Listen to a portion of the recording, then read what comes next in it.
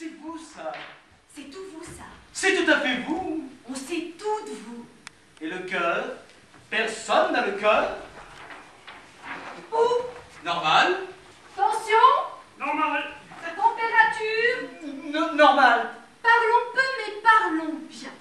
Je vous dirais tout de même que la mise en commun des résultats aux différents examens pratiqués nous amène au diagnostic final suivant. Vous êtes vivant. Bien vivant. En ce qui concerne l'intérieur, on sait Tout. Absolument tout. mais en ce qui concerne l'extérieur, Alors là...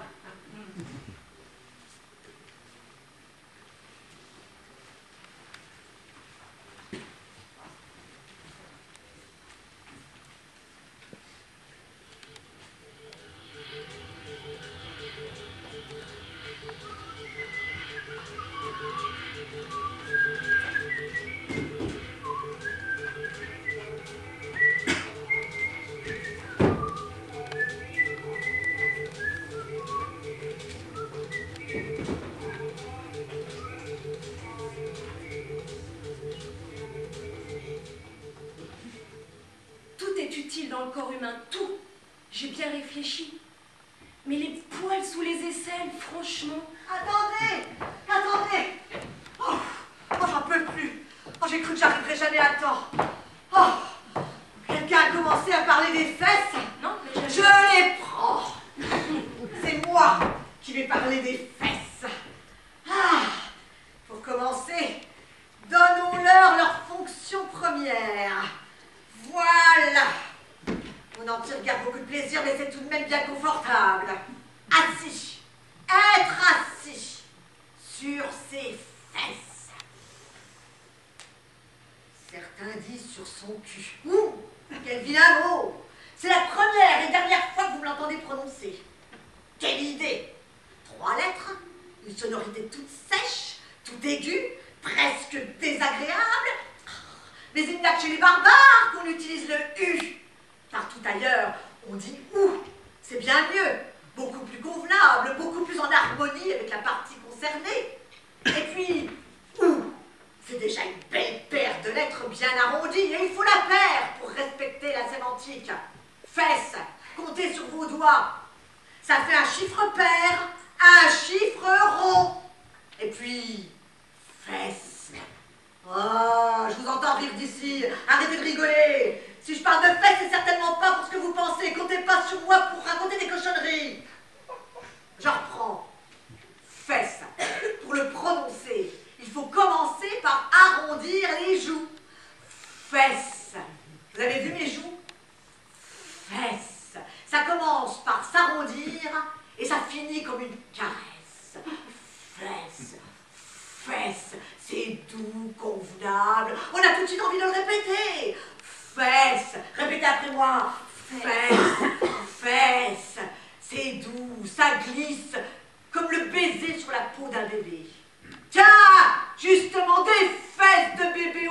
Mais que c'est beau à embrasser. On fourre son nez là, juste en plein milieu, et on embrasse de toutes ses forces en faisant vibrer les lèvres, comme pour faire le bruit de l'avion. Ah, oh, ce que j'ai pu les embrasser, les fesses de mes enfants. Celles de mon gars, surtout. Il poussait des cris à vous percer les tympans. Des cris de joie, je précise. Il parlait pas encore. Mais je savais bien que ça voulait dire encore, encore, encore. Alors moi, je lui redonnais une bonne distribution de bisous sur ces belles petites rotondités. Oh, c'était le bon temps.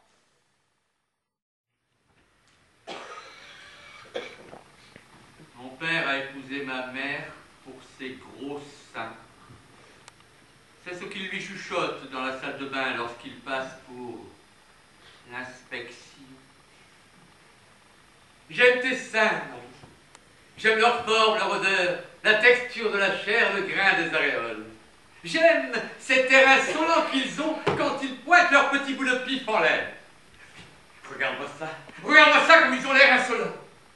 Prends-en soin. Ne les laisse jamais replonger le nez dans le potage. Compris? Allez,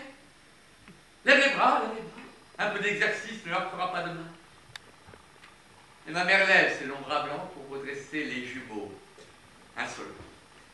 Dans ces moments de pure intimité, il arrive que la consommation d'eau chaude augmente, les robinets étant abandonnés à leur fonction sans la moindre utilité. L'eau coule dans la tuyauterie, comme les soupirs de mon père à travers les grilles d'aération. La maison résonne de la symphonie mammaire. Les oh succèdent aux oh, les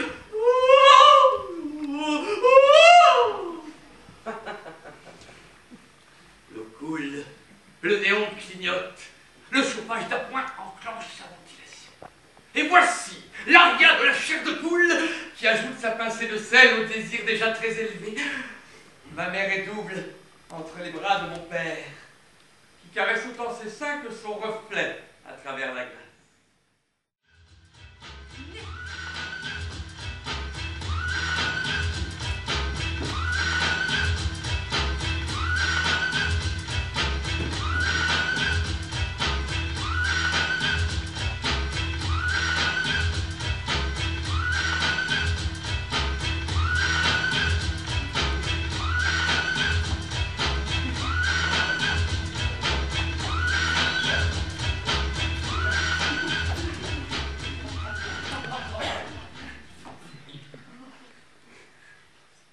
Moi, j'attends. Je sais qu'il viendra un jour. Il me dira, viens, c'est toi.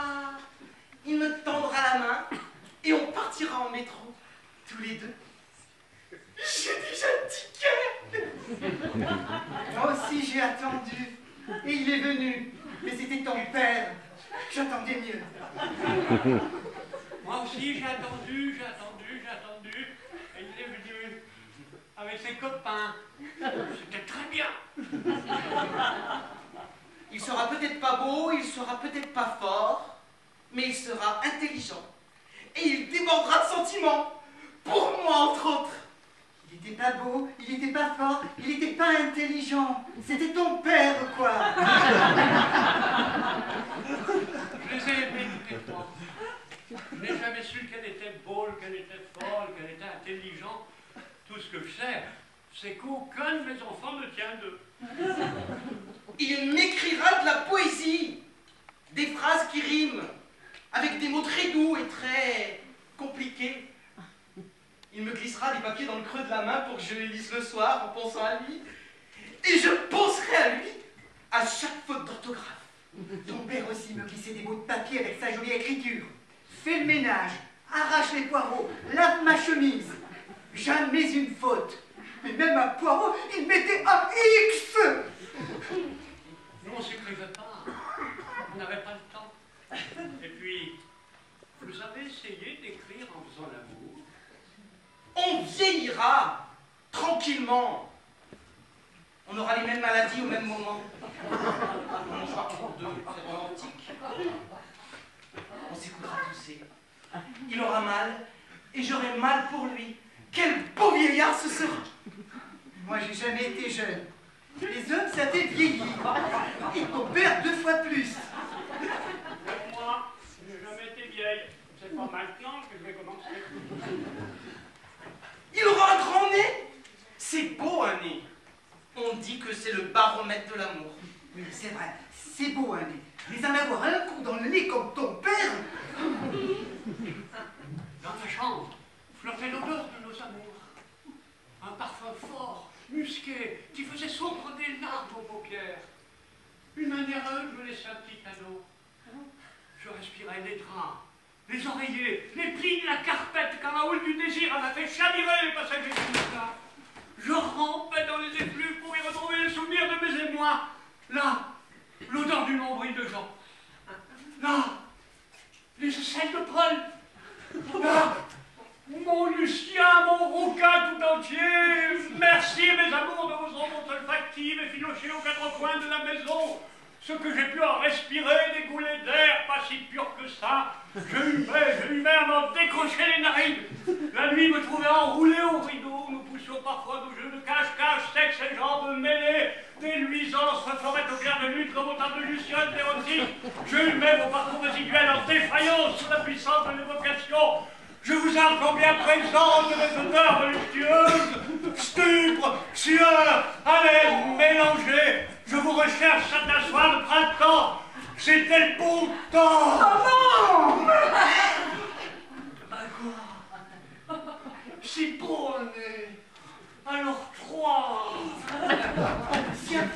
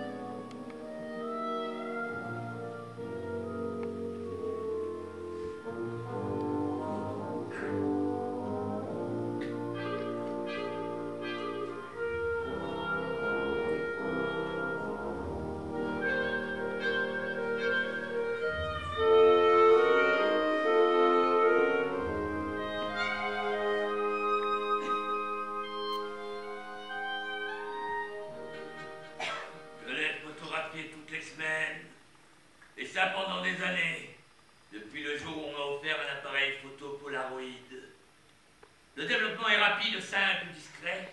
Personne ne peut voir la photo et vous la rendre avec un petit sourire en coin avant vous. Ça, c'est la première photo que j'ai prise le premier jour dans ma chambre, un anniversaire. Et puis j'ai continué pour le voir vieillir doucement. J'en ai plein un carton à chaussures. À l'extérieur, il y a une étiquette. Mocassin, en vachette, semelle, élastomère, taille 42. Le prix a tendance à s'effacer, mais je me souviens, 124 francs. Et hop, c'est fait. Je collectionne ma main gauche. Elle est belle, non? J'ai la collection complète. 30 ans de main gauche. Ah! Celle-là, elle est particulière. 31 août 1997, pont de l'Alma, Lady Di. J'étais appuyé sur le capot de la Mercedes. J'ai cherché quelle partie de mon corps photographier. Ce ne pouvait pas être n'importe quoi. Ce n'était pas pour une blague, mais plutôt comme une expérience scientifique. J'ai réfléchi à ce qui me perturbait le plus dans mon anatomie, à ce que je voulais conserver le plus longtemps possible en harmonie avec moi. Ça n'a pas été long. Il s'est imposé de lui-même, il renferme tant de mystères, tant d'interrogations.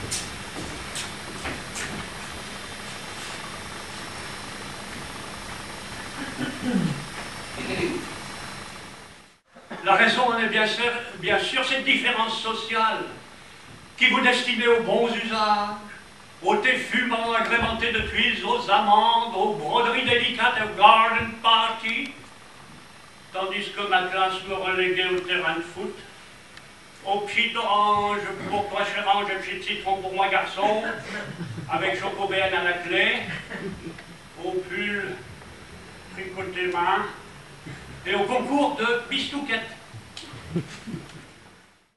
de le partager avec moi.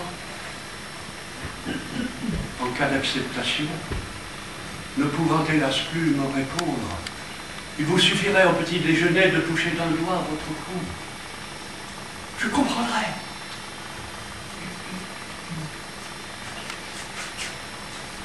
Votre dévoué, Georges.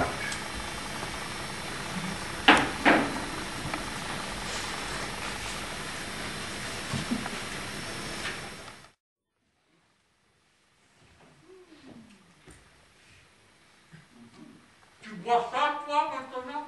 Eh oui. Pourtant, avec les vous que vous avez. Quoi, mes joues? Qu'est-ce que vous avez encore à dire? Je n'ai rien dit, si vous le prenez comme ça. Mais entre nous, si vous devez faire un peu de chirurgie esthétique. Puisque je vous dis que je viens pour des lunettes. Andouille. Moi, je les aime bien, ces jeux. Oui, il les aime comme ça, mon chéri, les joues. Hein? Il les trouve douces, lisses, moelleuses. Il dit que c'est son amoureux, la piste d'envol de son désir. Hein? On passe des heures à me les embrasser, à me lécher, à me caresser. Hein? Mais dis-lui, toi, que tu me couvres de bave jusqu'aux oreilles. Enfin, vous dites, on ne parle pas de texture, on parle de surface. Oh, mais tu vas pas t'y mettre toi aussi. Je me mêle peut-être de ce qui ne me regarde pas. Mais si vous devez faire de la chirurgie esthétique... Puisque je vous dis que je viens pour des lunettes, Andouille. Mais calme-toi, voyons, calme-toi, Brigitte, le monsieur n'y est pour rien. Ce n'est pas lui, c'est tout le monde. Pourquoi est-ce qu'en camping, c'est toujours à toi qu'on demande de gonfler les matelas pneumatiques? Oh, bande d'abrutis, vous avez gagné. J'en veux plus.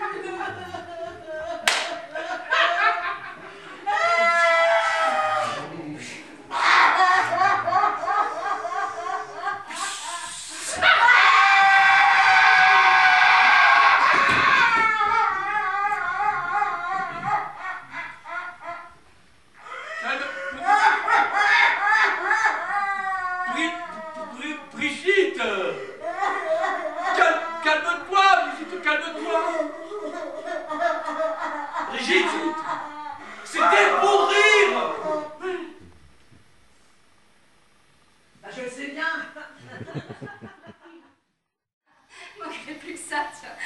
Du vermicelle tout fin qui se mettent à me ramper dans la trompe de Stache, qui se roule soudain hors de mes oreilles pour me débouliner le long des joues comme des lianes. Pourquoi je blanchis? Pourquoi par la base? Il a réfléchi, mon Dieu, avant d'inventer ça? S'il avait inversé le processus, un bon coup de ciseau sur les pointes, et on n'en parlerait plus. Mais il avait ses brûlures d'estomac ce jour-là. Ou il en avait encore après les femmes. Il a fallu qu'il complique. Ça bien chier. Les cheveux blancs, ils viendront par le bas. Combien de litres de produits? Combien d'heures à passer sur la baignoire en petite culotte, dans les puanteurs ammoniaquées, avec les gants fournis par L'Oréal et tout ce mur truffé d'éclaboussures? Et tout ce blanc qui monte dans le poireau. C'est ce qu'il y a de meilleur. Pourquoi je suis pas un poireau? Pourquoi ça m'arrive?